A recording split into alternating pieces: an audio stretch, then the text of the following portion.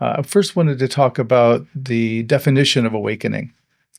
And from my perspective, what I'm looking for to confirm an awakening is three components. One is a deep experience of absence of self, and that is where the normal markers of self, the normal personality and various ways we self-identify are absent, are outside of our awareness. When we turn into self-reference, we just can't find the usual markers of me.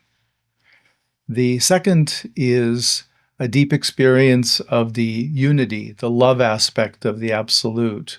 And it's normally a kind of a oneness experience, or it can feel like everything is the same fabric of oneness. And so that must include the observer as well. So I must be included in that view that I'm holding. So absence of self, deep unity experience, and then finally, the third component is the recognition, this is my true identity. This is actually who I am. And so we're looking for all three of those. In the Zen tradition, we'll talk about the depth of awakening. And if we talk in that way, we're really meaning how long is the sense of self suspended? For most people, it does return. And the question is, how long does it take before the self reasserts its prominence or its presence? And that affects the depth of the awakening. So, as part of our self-structuring, one of the primary identities we have is a survival instinct. And this is an instinct that's hardwired. So this is something fairly early on in life. We recognize that this body that we're in can experience discomfort, suffering, and pain. And we clearly begin to realize we prefer pleasure to pain. So we start at this point developing the survival instinct to keep the body alive. And again, some of it is hardwired where we don't need to think about it much. For example, you're walking across the street and all of a sudden you realize this car is going incredibly fast right towards you. Well, typically there might be an initial reaction of fight, flight, or freeze.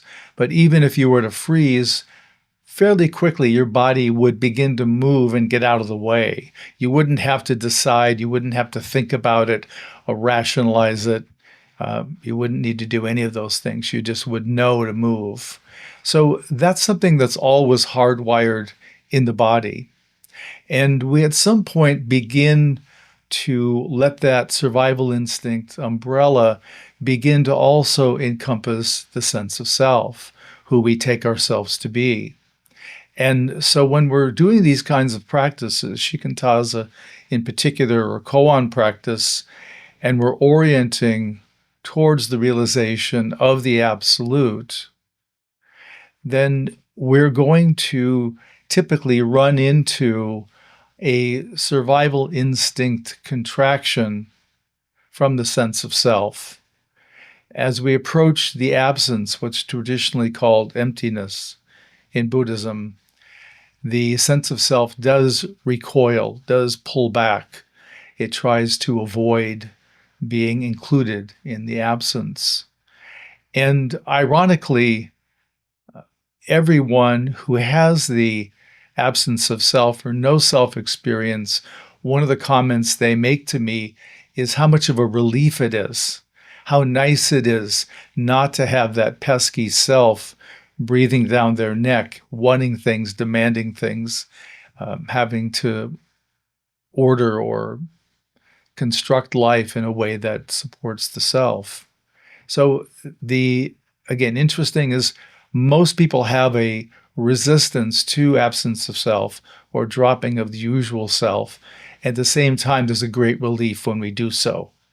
So I leave that with you to hold that tension, that dichotomy, that you probably can feel this. One of the ways I introduce this to folks in this group is I say to them, okay, imagine that I have a magic phrase, what's called the dharani in Buddhism. I have a magic phrase I give you, and if you repeat it sincerely 3 times, then you're guaranteed to experience awakening.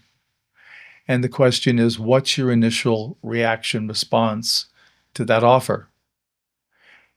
There are folks who usually report there's a certain level of excitement or happiness at the prospect, and generally that's immediately followed or equally followed by a contraction, a piece of concern or fear about the letting go of the self. And that's what shows the survival instinct connecting and protecting the self. And that's what we're working with. So as we do these meditations, as we practice shikantaza and open directly to the absolute, we want to, each time we experience the absolute, to, in a kind of debrief way, to let ourselves land in the reality that nothing bad happened. I went someplace new. I hadn't been there before. There was a little nervousness or excitement or some type of reaction, but nothing bad happened. So hold it that you know now that to that same point, probably nothing bad is going to happen, nothing unforeseen. You don't know about the next step. That's the question mark. And so with each time we go a little deeper in the absolute, we really build what I call the trust bank and get ourselves acclimated to these places. Okay, I know I can go here, and again, nothing bad will happen or has happened. And that lets us trust more the next step and the next. And that's what we need to do to build, to keep deepening and also opening on our side. We're deepening in the absolute.